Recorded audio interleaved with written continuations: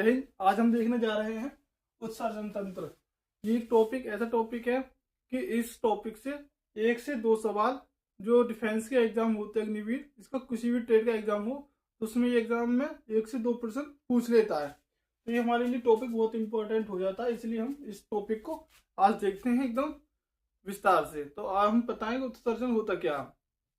उत्सर्जन होता है कि जो हमारे शरीर में अपशिष्ट या खराब पदार्थ होते हैं उनको बाहर निकालना ही यह उत्सर्जन कहलाता है। जैसे हम क्लास में से किसी बच्चे को उठाकर भेज दें कि उठो और बाहर जाओ, तो वही उत्सर्जन हो जाएगा। मतलब कि जो हमने उठा के भेजा है वो हुआ हमारा उत्सर्जन पदार्थ, और जो हम भेज रहे हैं हम वो उत्सर्जित अंग, और ये जो क्रिया कहलाती है वो कहलाती है उत्सर्जन। तो इसी प्रकार से हम भी अब इस टॉपिक को एकदम विस्तार से देखने जा रहे हैं। जैसे हम देखते हैं कि जो हमारा उत्सर्जन तंत्र है ये क्या है, इनकी अपशिष्ट और खराब पदार्थों को शरीर से बाहर निकालना उत्सर्जन कहलाता है। अपशिष्ट और खराब पदार्थों को शरीर से बाहर निकालने क्या कहलाता है, उत्सर्जन कहलाता है। और भी अंग उत्सर्जित अंग कहलाता है, जैसे त्वचा, फेफड़ा, बड़ियार, यकृत, वृक्क, ये हमारे क्या है उत्सर्जित अंग। जैसे हमने कहा था कि वे अंग उत्सर्जित अंग कहलाते हैं जो मतलब जो हमारे अपशिष्ट पदार्थ होते हैं उनको बाहर निकालता है, वो हमारे जो अंग होते हैं वो उत्सर्जित अंग कहलाते हैं। और वो अंग कौन कौन से होते हैं, जैसे हमारे त्वचा से, स्किन से हमारे पसीना निकलता, सीबम निकलता, नमक निकलता। जैसे आपने देखोगे अब गर्मियों में ज्यादा काम करते तो हमारे शरीर से पसीना निकलता, तो जो पसीना निकलता वो भी बेकार होता। और जो सीबम होता, आप सुबह को उठे तो आप देखें अपने शरीर के जो नाक, चेहरे को हाथ लगा के देखेंगे तो आप उस पर क्या है चिपचिपा सा पदार्थ देखेंगे, वो हमारा सीबम होता। और नमक, जैसे गर्मी में आप ज्यादा काम करते हैं तो उस आपके शरीर से नमक निकलता। उसकी कैसे पता चलती है, या तो उसे चाट के देखें जब नमकीन सा लगता है जब पता चलती है, या आप काली शर्ट पहने उस पर सफेद सफेद से जो दाग रहते हैं उसी को ही हम नमक कहते हैं। नंबर 2 हमारा जो उत्सर्जी अंग है वो है हमारा फेफड़ा यानी कि लंग्स। लंग्स क्या निकालता है, ये कार्बन डाइऑक्साइड निकालता है। जो हम सांस लेते हैं हमने क्या निकाल दिया, वो कार्बन डाइऑक्साइड। तो ये हमारी क्या अपशिष्ट पदार्थ, ये हमारी कार्बन डाइऑक्साइड को निकालता है लंग्स।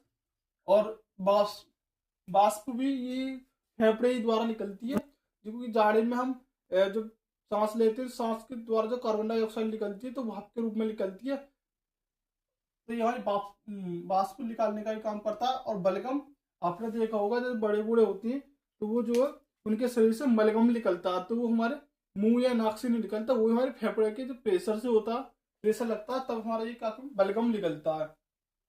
नंबर 3 की बात करते हैं, बड़ी आंत। बड़ी आंत यानी कि इंटेस्टाइन, जो हमारा अनपचा भोजन होता है उसको निकालता है।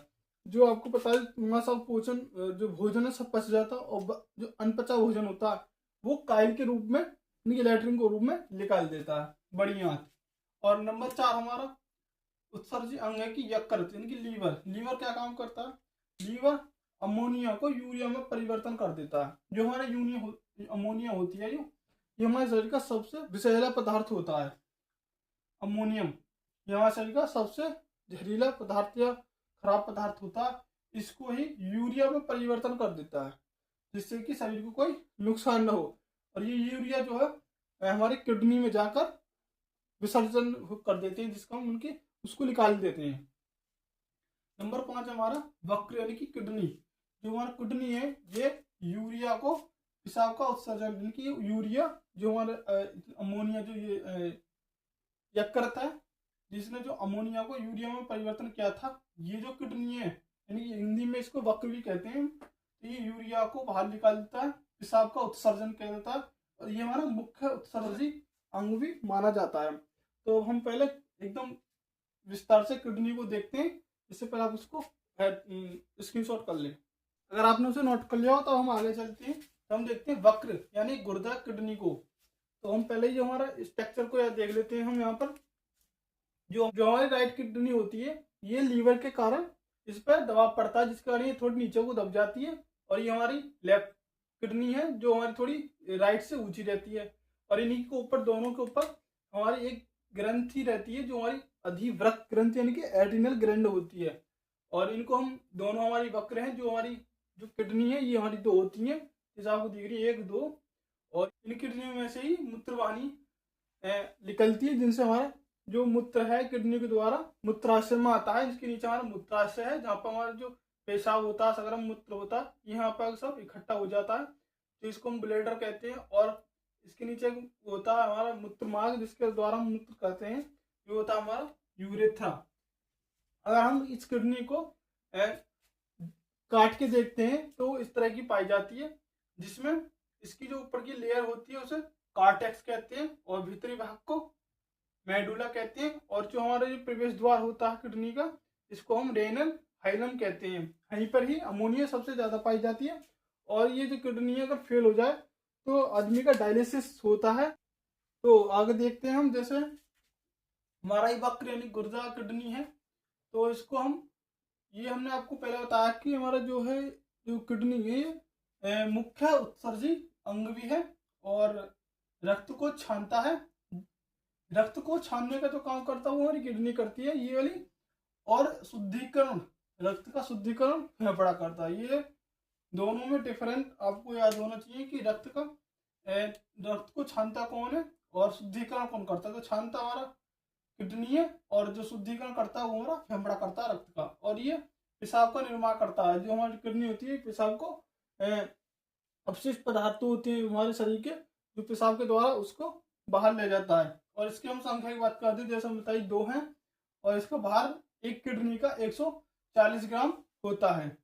और झिल्ली, जो इसकी एक भारी झिल्ली होती है, सबसे भारी झिल्ली, जिसे हम पेरिटोनियम कहते हैं। कौन सी होती है? पेरिटोनियम। जो हमारी झिल्ली, इस वाली जो आंतरिक बाहरी जो परत होती है इसके ऊपर लगी रहती है, जिसे हम पेरिटोनियम झिल्ली कहते हैं। कौन सी? पेरिटोनियम झिल्ली कहते हैं। और ये बाहरी भाग को कार्टेक्स कहते हैं। जो हमारा भारी भाग है इसको कार्टेक्स कहते हैं, और आंतरिक भाग को मेडुला, आंतरिक भाग को मेडुला कहते हैं। और प्रवेश द्वार यानी कि रेनल हाइलम, जो अमोनिया मैक्सिमम पाया जाता है। जो हमने बताया कि हमारा प्रवेश द्वार है रेनल हाइलम, इसमें अमोनिया की मात्रा वो सर्वाधिक यही पाई जाती है। इकाई की बात करते हैं हम, जो किडनी है हमारी, इसकी जो इकाई यानी कि यूनिट है वो क्या है? अगर जैसे हम जानते हैं हर चीज की अपनी एक इकाई होती है, जैसे दीवार है, और इसकी इकाई क्या है? इसमें रेत भी लगा, सीमेंट भी लगा, ईंट भी लगा, पर इसकी जो इकाई है हमारी ईंट है। इसी तरह से हमारी जो किडनी है इसकी इकाई क्या है? तो वो हमारी नेफ्रॉन है। ये नेफ्रॉन से मिलकर बनी होती है, जिसमें हमारे लगभग 10 लाख नेफ्रॉन होते हैं। एक किडनी में 10 लाख होते हैं, और ये ही मूत्र को छानने का काम करती है।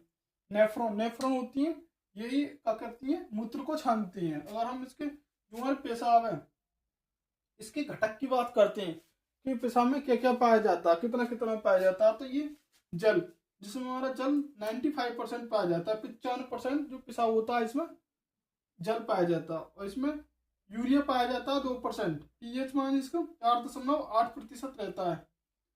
जो इसका जो स्वभाव है वो अम्लीय होता है। जिसका पीएच मान 7 से कम हो तो वो सीधी सी बात है वो अम्लीय होगा। और इसका जो पीला रंग होता है, कभी कभी आपने देखा होगा जो ज्यादा देर तक पेशाब रोक के रखता है तो उसका जो पेशाब पीला आता है, तो होता हमारा यूरोक्रोम के कारण। यूरोक्रोम के कारण पेशाब हमारा पीला पड़ जाता है।